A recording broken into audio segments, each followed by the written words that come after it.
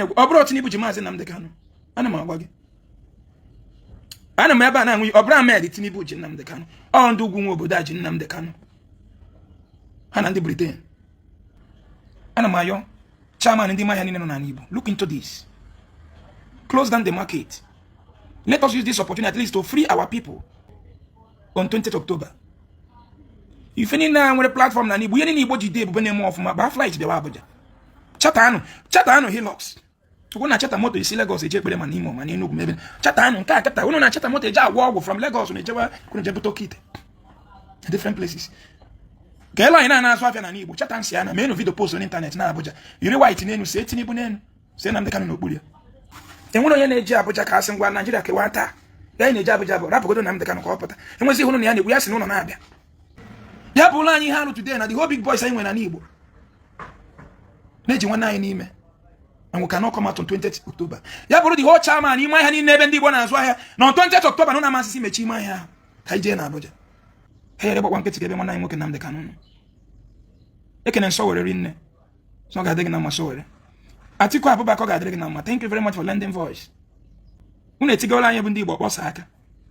Kedu nwanne nwoke obi n'iyi egwu? Obi Kubana, kedu platform big voice na billionaire? Tinye voice note ebe a. Ọkwa na aja anime ka ọ dị otu a na ndụ gị taa. Ọ bụ ka ndị Igbo niile ma mma. Biko nke Nnamdi Kanu abiko pụta. Mekene voice note today na Igbo billionaire WhatsApp group. 20th October na anyị na-eje Abuja. Nwere obodo ọbụla ga-abịa jide freedom fight onye isi ha ayari nwe masị isi ga-ebu egbe. Anywhere in the world. Obodo ọbụla ihe ọbụla na-eme eme. Ijidere na onye isi fa ndị na-eso ya n'azụ ga-pick up. Protest. Ndị amaji nwe ga-ebu egbe ha jebere egbe. Ngwa ga-ezo ihe niile na-eme na Igbo. Some people nọ somewhere na sponsor ya ka ọ na-eme. Igbo adịgo n'otu ndị ugwu chọọ ka ọ dị na. Ana m agwa gị eziokwu. Amụ na akpa ha. Obi dị ha mma. Ọ bụrụ Tinubu ji Nnamdi Kanu. Tinubu nwere time. Ị na nwe ọ bụrụ Tinubu ji Maazị Nnamdi Kanu. Ana m agwa gị.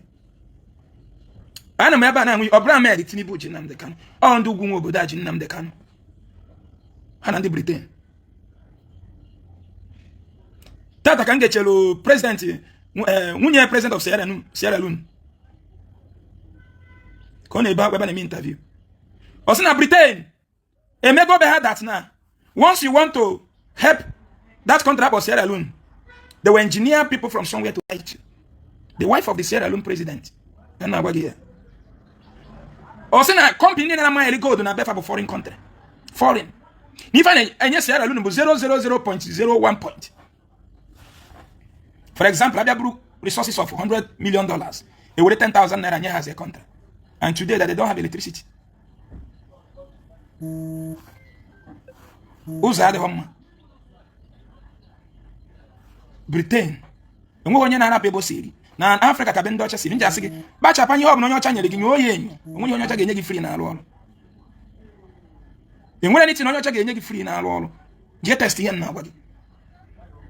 So si ọ bụ onye ọcha ga-enye gị na arụ ọrụ today with business. Ọ na-alụ gị ego in exchange of money. Ichi try ya. Holy Ghost fire ha nyere anyị free ọ na-arụ ọrụ. Ọ da arụ ọrụ. Isi nọ na arụ ọrụ je tie Holy Ghost fire no piwe gebe wa na aban. Analụ gị ihe niile ichi. Put everyone, each if you are wele go ego register and God official. But I don't know people everyone about prepare 12 francs. Toto obuni clear if you in about do one year. Open the end load my motor in about also. Man my bracer. When you get to the Holy Ghost fire about I don't like my phone me in. Only phone your channel in Africa free. Now wall. See na roll no wabi. I know whether I need to begin wall. I repeat this thing again.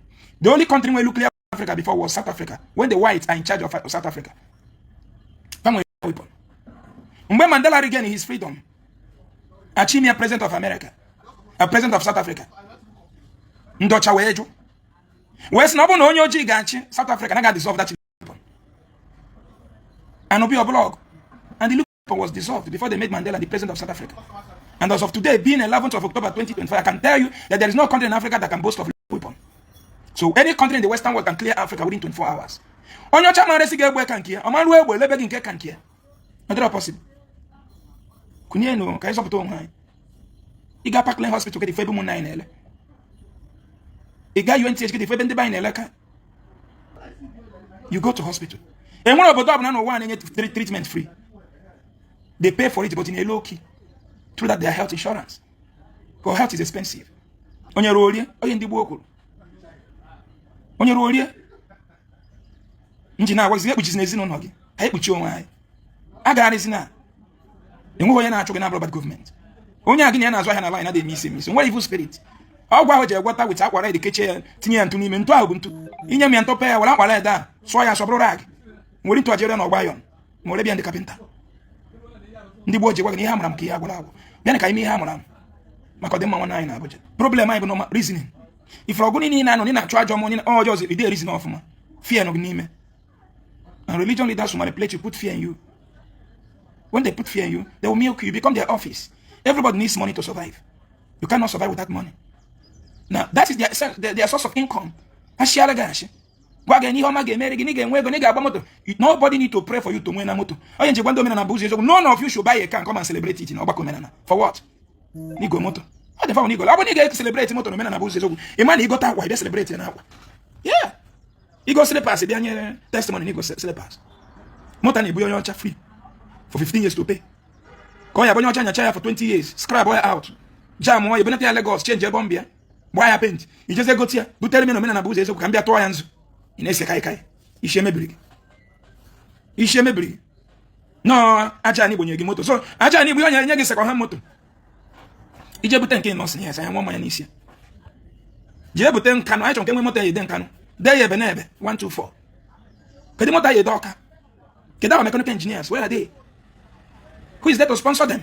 If we keep on celebrating foreign car, when are we going to manufacture my? I told you, if someone that like me become a governor of a state, you will not bring any car import in my state, you pay more tax.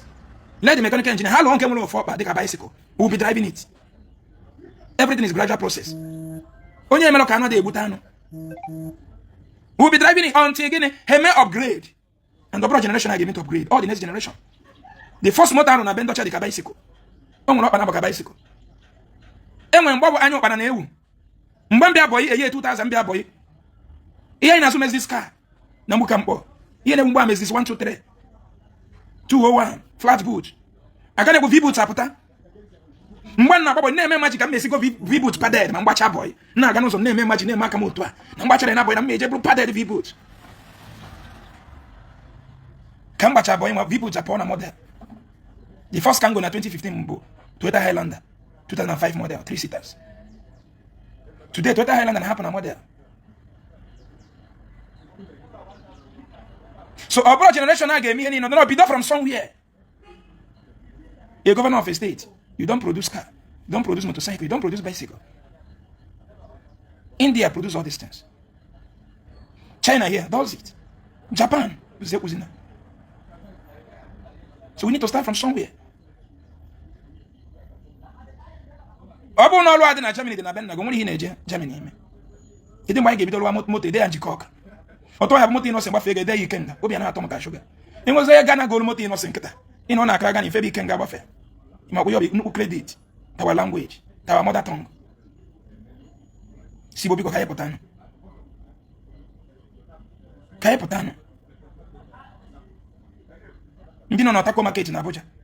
Building material market na Abuja. Mụ na na-ere electronics na Abuja. Ndị na-ere motor pass. Ndị nọ na Lagos. Ndị nọ na Kano, Jos, Gombe, short ọnụ market. Afia ọbụla abebe ndị Igbo na-anọ. Short ọnụ ya down for 20th of October. Peacefully demanding for the release of our brother, joining Yoruba and Hausa who have come out to support us in freeing our brother. Pata yes is an pata when a Jeep Bob non age. Abakari Atolonga non Apollo. Can Nigeria government in 2 weeks release to go and bury his mother? Who does that? So shop puppy now on a prisoner in America. So America getting shop puppy 2 weeks release to go and bury his mother. Somebody not Tolonga. Couldn't 2 weeks leave from prison to go and bury his mother. Which means I can't see a tamparanian. Make go get Jema Wamuzun. And when the Moboda. Ndị Moboda ka anyị na-eji gofta nwanne anyị n'aka. Enwe ndị Moboda, ọbụrụ Tinubu ji Nnamdi Kanu. Ndị ji Nnamdi Kanu bụ ndị Moboda. Nnamdi Kanu ji esi gị. Inu go na-enwe Igbo gọvanọ osisi pụta onye Fulani ka egbo. Inu go na-enwe onye Hausa gọvanọ osisi pụta onye Fulani ka egbo. O wee sị ọkwa sọsọ anyị nwa bụ ndị Igbo. Nke m na ga-emere gị onye ga-eme. Ha old ka ọfọ ọkịta. Anyị nọchana. One year for 1 pint of tomato be go in an Igbo. And can you do? Nobody goes to farm anymore.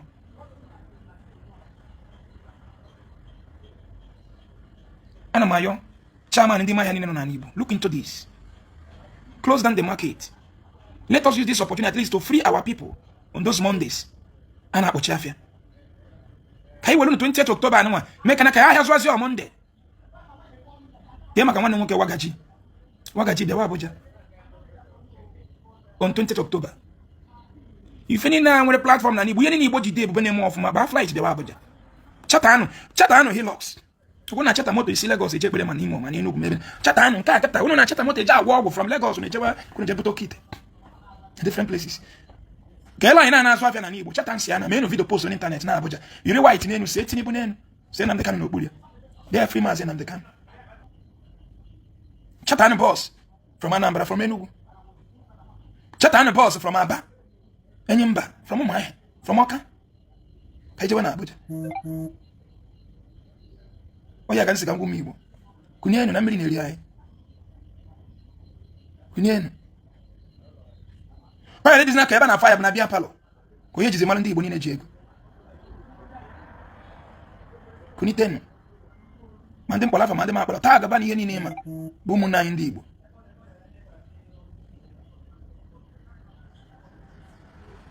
Anyị mee n'ụcha, anyị mee na nacha. Kedu ihe anyị ga-eme ka ọ dị mma?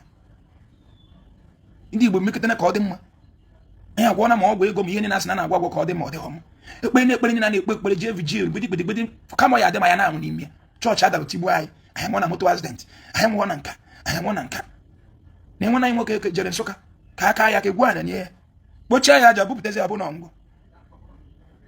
Ebe ọ na-eme ka ọ dị mma. Nwa 21 years. Ụmụnna anyị ndị nke jere ekpere na nke TB Joshua. Ụnụ ka koso tigbu over 200 and. Ebe na-eme ka ọ dị mma. Ndị nke jere n'Enugu azọgbuo mmadụ 14. Ndị nke jere n'Enugu azọgbuo over 18 people. Na-abụrụ ndị azọjiche spinal cord. Ebe anyị na-eme ka ọ dị mma. Ị ga-ata ahụta. A sị esi bịa ka ọ dị mma. Na imere n'ihe dị otu ihe dị mma. You won't blame them. Ahịa Monday ahụ na-emechi na Igbo kịta ka anyị ga-ewere ndị ime ahịa Igbo niile nwere all over Nigeria support offer so that Monday market ka emepe anya. Ihe gọvanọ ọsọ gbagoro mbọ ka eme n'uwe. Ịma na aka ji Monday ajisi ike. Kunienu. Mụ na ndị nọ na London adịghị okwu nnata. Onye nọ Spain kina asị ya nata n'Igbo. Ndị nke na America, ije na America embassy for more than 1,000 Igbo people. Chọrọ ije America. Nwoke Imo State kpọrọ na phone bewa akwa. N'ọchọ ile two story building ya dị n'ọlụ. Nye nwe osi nye ya na America. Na ụmụ akịtọ ya mụtara nwezi nke na-abịa afịa. Ofe na onye Jamaica, ofe na onye Mexico. Na nke nwoke da abịa na no ones ka abịa go Nigeria. And na that Nigeria ha bịa na ha nwere attack. Na criminals mere attack. Mụ maka apere mpe. Na ya dị 70 something years. N'ọchọ ka eru ya dị n'ọnụ. Na ya nwụzi ebe a tinye ya ebe a.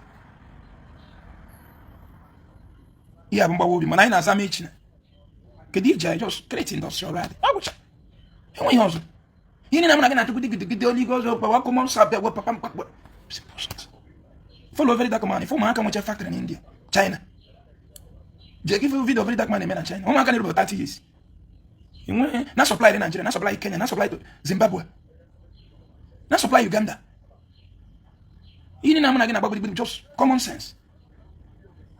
sense enwere na ụlọ ọrụ kata sịrị pasam na gị na arụ ya na village gị akwa m na gị na-eyi anyị arụ ya na village gị electric bulb anyị produce ya slim fan cutting na big let that city on ya si adị moto ahụ iji aka phone anyị ji aka na ịpa phone aka egodo how many thousands na-ekiri video ha chajiche something na aka kpọ phone ụfọdụ na-ekiri ya na television na onwe ebe anyị produce ndị a na-aba anyị niile onye ọbụla na-ewetara anyị na-enwere ọgwụ ma ọgọdụ ya bịa gozi anyị iche onye abịatara oche eto anyị mana gana ka anyị ghọta na onwe mmụọ ọjọọ onye nke anyị garịrị onye nke ego anyị na-enweta na Nigeria jọsie ndaba ọ dabara gị kidnap eburu gị enweghị mmụọ na-enye mmụọ spirit na-enye mmụọ ọbụla ga-enye m ego taa nwaanyị dị ma na-erepịa ụta that's mmụọ shu ego nweta just by opportunity dakaịlụ m that is it the problem na-abịakwa na ya ka mkpi ala alụ afọ ọmụ mmadụ na nwa ọgbọ m na-azụ ha mmiri pipụ na-azụ bụ problem bụ n'isi arụ onye ka mma na wee nwụrụ depression BP obere oge gbuo m nke maga yes because I stress more than my age I stress more than human energy in order to meet up that level m na wọta na m nọ ya ndị niile nye scholarship ere onye kwụ ụgwọ akwụ ụtụ a isi na-agbalị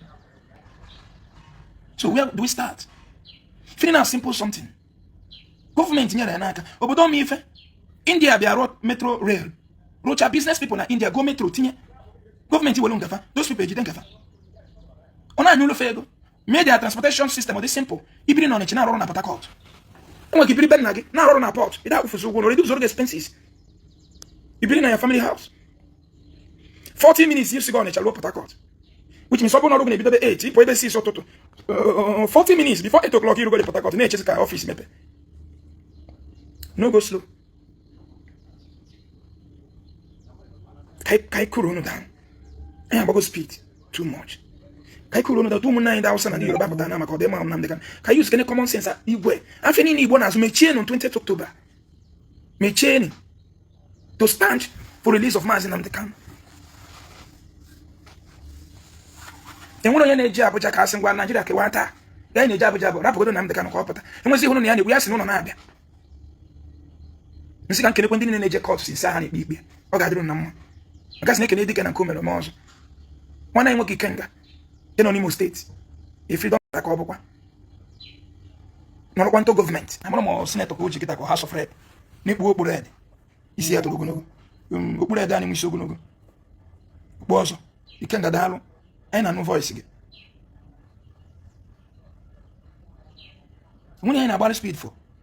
Esi m were na-abata last week. Were rute n'Ọkịja. Trailer jide 350 clean pure black.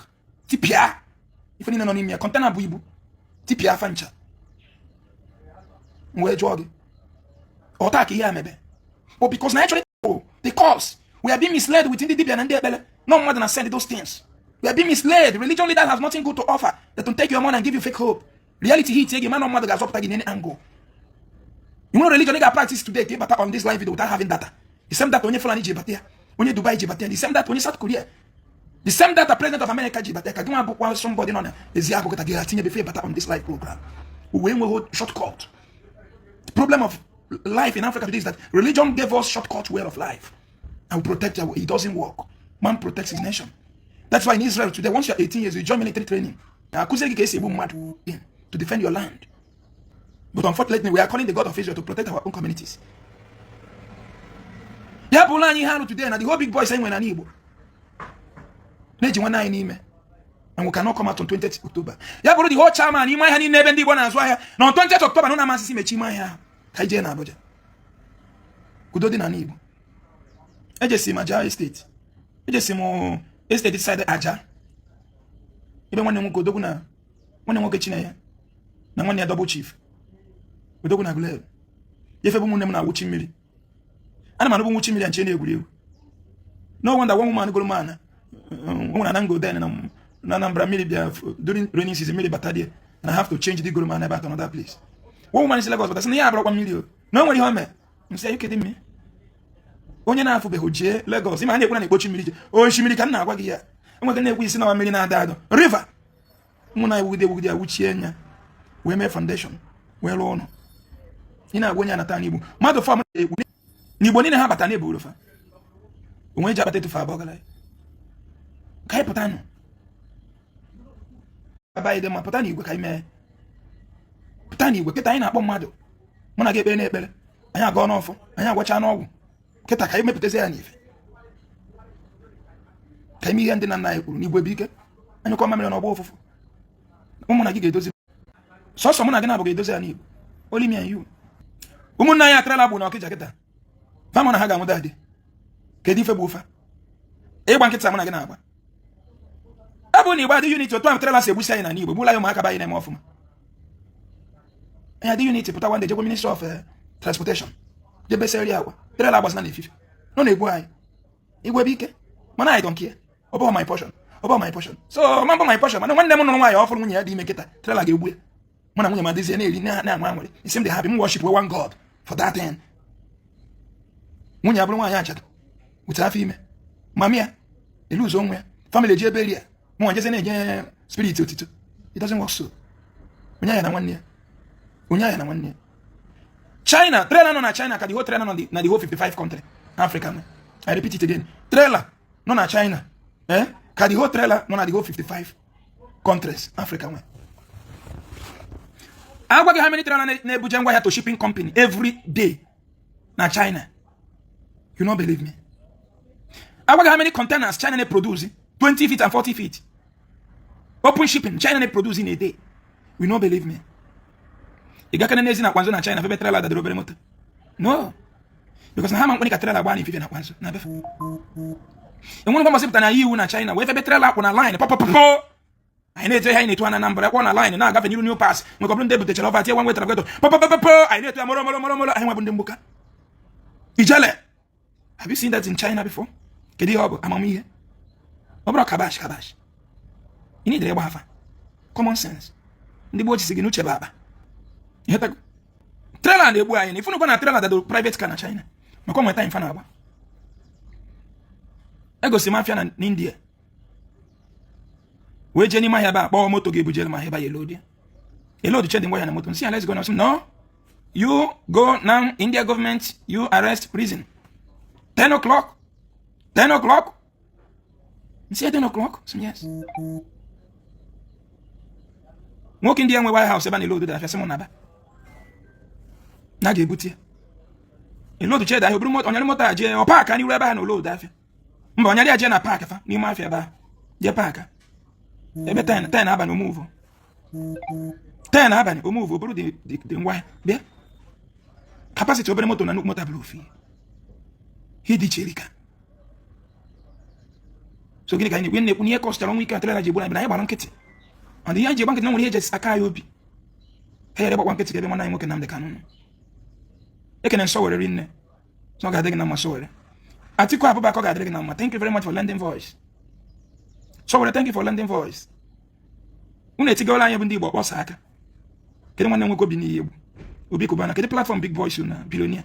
Tini voice note eba. Kwa na jani me ka audio to na ndo kita. Boni kandi Igbo ni na mama. Boni kandi Igbo na go na the one of the best university. Boni kandi Igbo ni to ogonogo ma oba de mba. No opportunity. And they have been using that opportunity positively for Munai. Because Nnamdi Kanu be kopota. Make a voice note today. Igbo billionaire WhatsApp group. Umunem 20th October na ina jabo jao. Even the Yoruba pata Hausa pata. Kai jen. Kendi Anglican bishops. Yiri your bishop pata bolon ponaka. Iru dike na manko. Kedi Catholic bishops. Kedi Catholic reverend fathers. Kedi reverend sisters. Okay, rugo ya karaka de mangolo. Kendi dibia no na Igbo. Anu. Kedi ebo everybody pata wanu. Let us march on. Content creators, freedom fighters, market leaders, PGs of different communities, of all our communities, House of Rep, local government chairman, potano. Okwa makichi. Okwe mechi. Ete niye neto Igbo. Igbo mamano. Yeah, Igbo mamano. Yeah, Igbo rien. Yeah, Igbo kwezo no iyo kide bodies. When the meaning of Igbo. When you pronounce Igbo, you are bringing the whole Igbos into one. Igbo. So that about 11th of October 2025. I change ni mo why. Maro na bodi ke no go no. Bosi dike again actual dike. Ano ma Abuja. The whole world they play the show. Africa should join in the play the show. Let us play on 20th of this October. Let it show. The whole country they play the show. If you don't fight for your land, if you don't fight for your just like what our sister Bella Mwago said. If you can come out and stand for your brother, other tribes will come and stand. But very dark man, why not see no can support the Can you put that? But now I'm very dark people. Can you put that support? Why? Now I'm a very dark man. Can you have very dark people? Very dark tribe. She has just said it all. If we can come out to support our own brother, you're coming out to inspire other people, motivate other people to stand with you. When you get me somewhere, when you get bolo get bag anywhere, when I get bought away, man clothed you, man feed you, man because ABCD. Any need in one must be solved by man. You know, not divert your attention away from man is a terror. The day you will die, man will dig your grave, man will bury you. Man will fix the death of your burial. If man did not bury you, the just will eat your flesh. The just will eat your corpse. Haiti mmadụ n'iru. Ndị Igbo ji gwa na mmadụ ka eji aga. Kedu ụmụnna anyị nọ na UK? Kedu ndị nọ na Brazil? Kedu ndị nọ na America? Ana m akpọ unu pụta on 20th October anọ. Come out in this peaceful march of release mass in Nnamdi Kanu. Move to the government officials, government house of your state, or Nigeria embassy, or gather somewhere in unity. Internet is there. Kaimeni has it. Worldwide movement. This 20th of so the Yoruba Piaga Yota, Yan and Dausa, Batiku na Sowele. Famagayaka. Fetch the goal line off. If something is not done on this 20th October, peacefully, if something is not done, believe you me, you know, man, you are just, if something, if a Yoruba man can come out for the release of our brother, and Hausa man, Atiku Abubakar, can come out and demand for the release of Mazi Nnamdi Kanu. Don't want London, see the busy. We're not getting a tower break. In the one on China. Back on November 28th of this thing. On 20th of this October. When I'm in South Korea, when I'm in Japan. Let this thing be worldwide movement. You know, Kogi State and Unu. So we are going to know the talk on that 20th of October. Main video to the internet. Go and do one have been. Uno got a bomb. You have a worldwide movement. Pending on a Germany. Pending on Italy. Kumunai on a Spain. Pending on a Norway. Tien voice note na group ndi Bonine. Kendi on a Houston, Texas. In the American, the Canada. Even group up and from VP up this movement. It's not much that you be a leader in that group before you speak. Put a voice note. Now that's an idea on 20th of October to stand for the release of our brother. Every Wendy born on 28th of our day. And not got a day to be celebrating every year in Igbo history.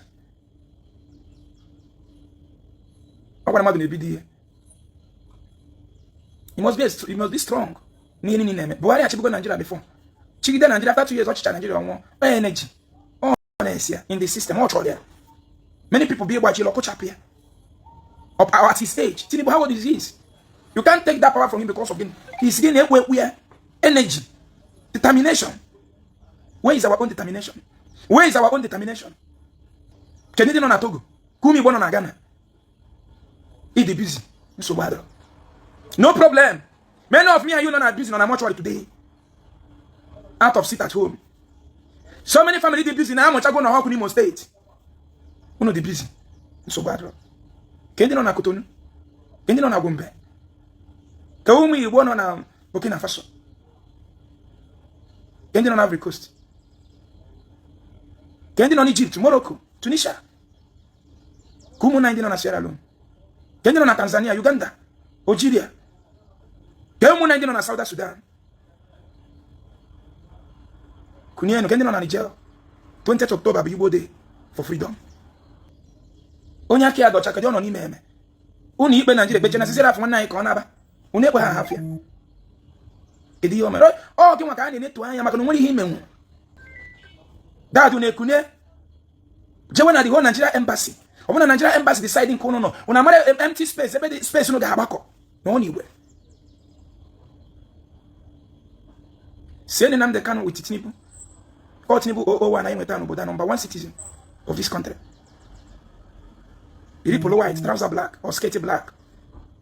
With the plan card, they say Tinubu and Nnamdi Kanu. Free man in Nnamdi Kanu. Kudo we chana ni bu makando ge. Makando mona gina. Makando mona gina.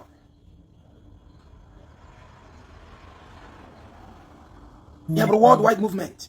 Din on London. Muna ni on UK kunyen 20th October. Potano ni gwe. This also you should go up free Nnamdi Kanu. Nobody should call anybody name. But free Mazi Nnamdi Kanu. All we are saying, free Nnamdi Kanu. That is all. So I want to call him none for today. Let us march to Abuja on 20th October. Peaceful demonstration. Pleading for those who are holding our brother to release him. It's not against the law, it's constitutional.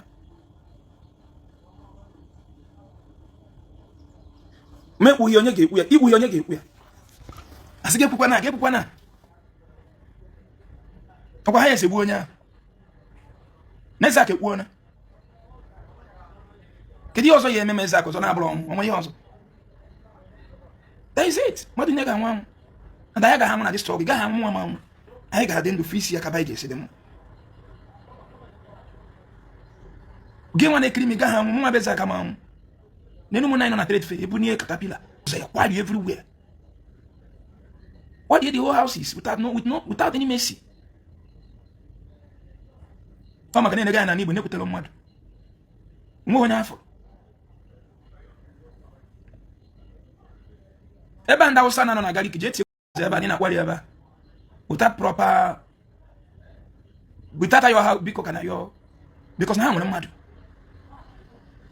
kedu mmadụ ha nwere they are together fan together sumunem kachita ta fure fufutela ihe ọma achọ nka this thing bụrụ a worldwide movement ya gazian